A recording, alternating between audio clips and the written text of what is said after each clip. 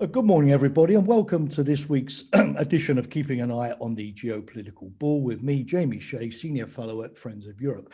Last Saturday, May the 1st, the United States and NATO began to withdraw their forces finally from Afghanistan, a withdrawal that they are going to complete by September the 11th this year. Therefore, thereby bringing to an end this 20-year cycle of the global war on terrorism. Now, as they start to withdraw, Brown University in the United States, which runs a cost of war project, has come out with a useful report which points to the staggering amount of money that the United States and NATO allies and others have spent over the last 20 years trying to pacify Afghanistan. It makes for some sobering reading. For instance, that the United States has spent overall $2.26 trillion, over $800 billion on its military operations, 88 billion on trying to stand up the Afghan security forces, $36 billion on reconstruction projects, and the cost of treating the veterans of the Afghan conflict for many years will run into a staggering $296 billion. Indeed, Brown points out that the interest alone on all of this expenditure by the United States is an equally staggering $530 billion. Those are horrendous sums of money. And of course, that doesn't mean to say that nothing has been achieved. Life expectancy in Afghanistan has gone up. Women participate in political and social life.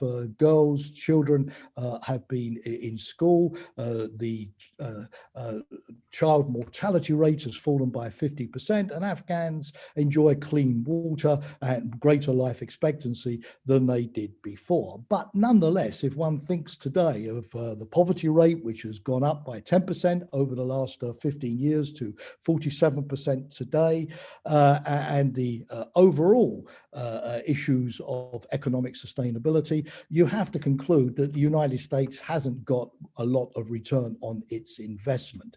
And therefore, we need to ask ourselves, is there not a better way dealing with rogue and failing states in the future that could pose a problem to our security? Because after Afghanistan, we certainly are not going to have the political will nor the finance to spend $2.2 trillion on one single country over a 20-year period. I think there is.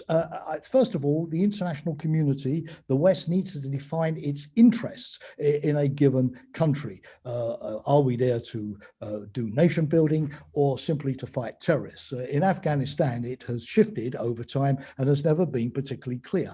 Number two, we're going to need to ramp up our diplomacy to bring the parties around the table, get them to hammer out power sharing agreements. That's the only way forward. The UN in Libya has shown the way by achieving a government of national unity and taking the country towards elections this coming December. We need to support the UN and its special envoys far more with contact groups and doing the heavy lifting to get those processes moving forward, even if they do sometimes mean some ugly compromises. Number three, we need to get more regional ownership.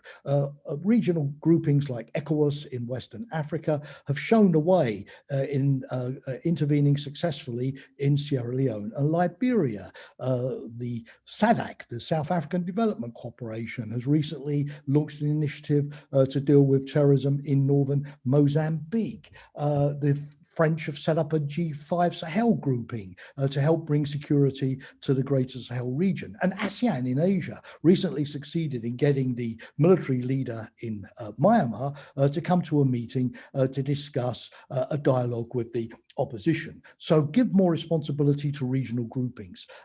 Next, fourthly, we need over-the-horizon deterrence. You may not approve of some of the techniques that Israel uses to make sure that imminent threats to its security from its neighbors in Iran or Lebanon or Syria are nipped in the bud through selective strikes, but it's an effective method.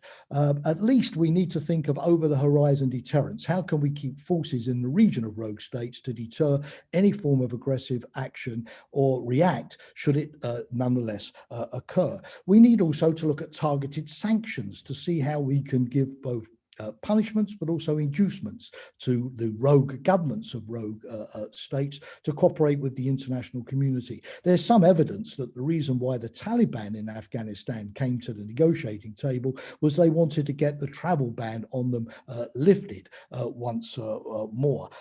We need to look, therefore, at smarter sanctions policy. And then finally, governance. We know that rogue states become rogue states because of a failure of governance to supply essential services to the population, which leads to radicalization. Now, in the past, we've seen governance as basically giving all of our money and our military support to one strong man who promises to keep order. But we know that once the strong man gets that money and support, he, because it's normally a man, stops reforming and condones corruption, and we get nowhere. So governance has to be rethought in giving much more support to civil society, to local ownership, to the empowerment of women, to the freedom of the media, to local cooperative projects, for example, in agriculture or digital or development or green technology. Because once there is a vibrant civil society, the strong man will not be able to get away with refusing reform and indulging in corruption. So is there a better way than sending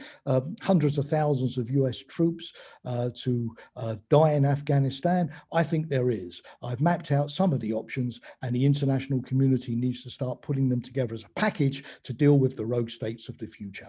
Thank you very much for listening and watching today. Look forward to engaging with you again this time next week. Bye for now.